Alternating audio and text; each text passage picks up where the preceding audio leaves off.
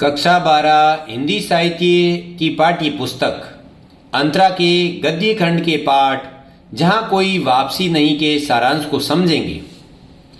इस कहानी के कहानीकार निर्मल वर्मा हैं। निर्मल वर्मा को आधुनिक कहानीकार के रूप में जाना जाता है। इनका जन्म 1929 ईस्वी में शिमला हिमाचल प्रदेश में हुआ तथा इनकी मृत्यु 2005 ईस्वी में हुई। इन्होंने इतिहास से एमए करने के बाद चेक भाषा विशेषज्ञ होने के कारण चेकोस्लोवाकिया में रहे तथा अनेक चेक भाषा की पुस्तकों का हिंदी में अनुवाद किया। कहानीकार और उपन्यासकार निर्मल वर्मा की प्रमुख कहानियों में परिंदे, जलती जाड़ी, 3, एकांत, पिछली गर्मियों में, कौवा और काला पानी, बीच बहस में आदि प्रमुख रही। इनके उपन्यासों में वे दिन, लाल टीन की छत, एक चिथड़ा सुख, अंतिम अरणी आदि प्रमुख है। इनके यात्रा वृत्तांतों में हर बारिश में, चिड़ों पर चांदनी और धुंध से उड़ती धुंध प्रमुख है और इसी धुंध से उड़ती धुंध से ही हमारी ये कहानी ली गई है और जिसका नाम है जहां से कोई वापसी नहीं। जहां से कोई वापसी नहीं में औद्योगिक विस्थापन की पीड़ा को बताया गया है तथा पर्यावरण चिंतन के प्रति लोगों को आगाह किया गया है और औद्योगिक विस्थापन की पीड़ा को बताते हुए कहा है कि हमें विकास की अंधी दौड़ में पर्यावरण संतुलन को नहीं खोना चाहिए। यदि हमारा पर्यावरण नष्ट हो गया तो हमारे पास शेष कुछ भी नहीं बचेगा। उनकी रचना काले और कौवे पर इन्हें साहित्य अकादमी पुरस्कार दिया गया। इस कहानी में इन्होंने जिस स्थान का वर्णन किया है उसका नाम सिंगरौली है। सिंगरौली में 18 गांवों का एक समूह नवा गांव कहलाता था और वहां के एक गांव का नाम है अमजर। वहां पर इतने आम के पेड़ होते थे कि पेड़ों से आम पत्तों की भांति गिरते थे। यही कारण है कि उसे अमजर के नाम से जाना जाता है।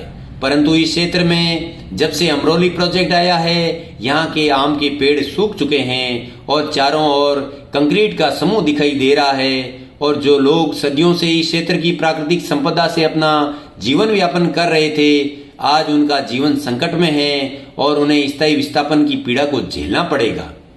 इससे पहले कहानीकार ने सिंगरौली क्षेत्र के इतिहास का वर्णन करते हुए बताया है कि प्राचीन समय में यहाँ पर श्रृंगावली पहाड़ी पाई जाती थी और इसी श्रृंगावली पहाड़ी के कारण इस क्षेत्र को सिंगरौली कहा गया। यहाँ पर आदिवासी खैरवाल जनजाति का शासन हुआ करता था और वृक्षों की बहुतायत थी जिसमें कत्था, महुआ, बांस, शीशम आदि के पेड़ प्रमुख थे और प्राकृतिक सौंदर्य और वनों में पेड़ों की सघनता के कारण इसे काला पानी कहा जाता था। अर्थात जंगल में रहने वाला व्यक्ति जंगल से बाहर और जंगल के बाहर का व्यक्ति अंदर प्रवेश नहीं कर पाता था। कालांतर में यह क्षेत्र उत्तर प्रदेश और मध्य प्रदेश में विभाजित हो गया और अंत में रीवा राज्य में शामिल कर लिया गया। परंतु इस प्राकृतिक संपन्नता से युक्त क्षेत्र जहां पर आम के पेड़ों की बहुतायत थी तथा धान आदि की खेती होती थी, लोगों को किसी प्रकार की कोई समस्या नहीं थी। परंतु इस क्षेत्र में लोगों के लिए समस्याओं की शुरुआत रिहंद बांध से होती है। इसके बाद यहाँ पर सेंट्रल कोलफील्ड और नेशनल सोलर पावर जैसे प्रोजेक्ट आते हैं, परंतु अंतिम विनाश की शुरुआत अमरोली प्रोजेक्ट से होती है और लोगों को यहाँ से स्थायी विस्थापित होना पड़ता है। यही कारण है कि लोकायत संस्था के द्वारा इस क्षेत्र में हुए नुकसान और औद्योगिक विस्थापन की पीड़ा के लिए एक समूह भेजा जाता है और उस समूह का नेतृत्व निर्मल वर्मा के द्वारा किया जाता है। बस में सवार होकर ये समूह इस क्षेत्र में आता है। उस समय जुलाई का मौसम है, चारों ओर बारिश के कारण बाढ़ जैसा वातावरण दिखाई देता है। परंतु जब बस का समूह आगे बढ़ता है तो धान की रोपाई करती हुई औरतें किसी हिरणी के समूह की भांति चौंक कर उनकी तरफ देखती है और फिर वापस धान की रोपाई में लग जाती है। इतना भव्य और सुंदर क्षेत्र अब जो है आधुनिक भारत के नए शरणार्थी के रूप में बनने वाला है, क्योंकि यहाँ से लोगों को जब विस्थापित किया जाएगा तो वो लौट कर कभी मूल स्थान पर नहीं आएंगे। कहानीकार ने विस्थापन को दो रूपों में विभाजित करने का प्रयास किया है। पहला विस्थापन जो औद्योगिक विकास के नाम पर होता है और स्थायी होता है, जबकि दूसरा विस्थापन अस्थायी होता है, जब बाढ़ और भूकंप आदि के द्वारा व्यक्ति कुछ समय के लिए अपने स्थान को छोड़कर जाता है, परंतु वह बाद में मूल विस्थापन पर आ जाता है। परंतु औद्योगिक विस्थापन के कारण जो विस्थापन है वो स्थायी रहता है। आज जो सुख संपन्न लोग हैं उन्हें स्थायी रूप से अपने घरों को छोड़कर जाना पड़ेगा और किसी महानगर में सड़क के किनारों पर और झुग्गी झोंपड़ियों में नारकीय जीवन जीना पड़ेगा।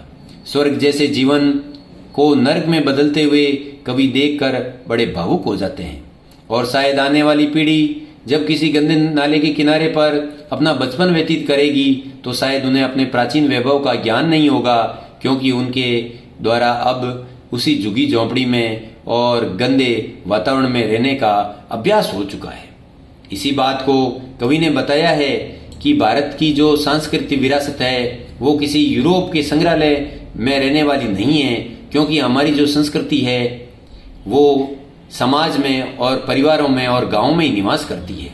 परंतु यूरोप में पर्यावरण के लिए मनुष्य तथा भूगोल में ही संतुलन स्थापित किया जाता है, जबकि भारत में प्रकृति, मनुष्य और संस्कृति के बीच में संतुलन पाया जाता है। परंतु यहाँ के जो नए शासक वर्ग आया उन्होंने इसकी उपेक्षा की और यही भारत की सबसे बड़ी ट्रेजेडी रही कि यहाँ पर प्रकृति, मनुष्य और प्रकृति के नाजुक संबंधों का ध्यान नहीं रखा गया। यही कारण है कि लोग औद्योगिक विस्थापन के शिकार होते हैं और अपने मूल से विस्थापित हो जाते हैं। अतः शासक वर्ग को औद्योगिकरण का मार्ग चुनते समय लोगों के सांस्कृतिक और जीवन के नाजुक संबंधों को समझना था और पश्चिम के मॉडल को अंधाधुंध नहीं अपनाना था। इसी पीड़ा को कवि ने इस कहानी के माध्यम से हमारे सामने प्रस्तुत किया है। धन्यवाद।